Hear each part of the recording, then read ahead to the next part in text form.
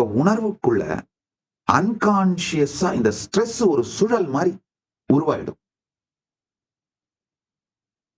சுத்தி அடிக்கும்.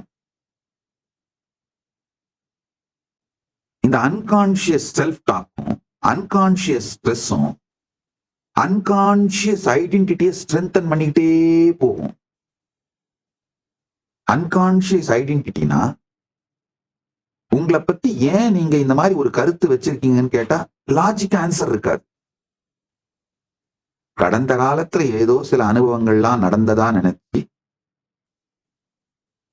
அன்கான்சியஸாவே அந்த அனுபவங்களை வச்சு உங்களை பத்தி ஒரு கருத்தை உருவாக்கிட்டு அன்கான்சியஸாவே அந்த சுய சந்தேகத்தை ரிஹர்சல் பண்ணி பண்ணி பார்த்து கடந்த காலத்தை பத்தி நீங்க வச்சிருக்கிற கருத்துக்களால அன்கான்சியஸா ஒரு ஐடென்டிட்டியை உருவாக்கி அந்த ஐடென்டிட்டியை ரிஹர்சல் பண்றது. அதே மாதிரி அந்த அன்கான்சியஸ்னஸ்லயே உங்க ஃபியூச்சரையும் ப்ரெடிக்ட் பண்ணி பார்க்கறது. எப்ப பார்த்தாலும் இது நடந்துருமோ, அது நடந்துருமோ,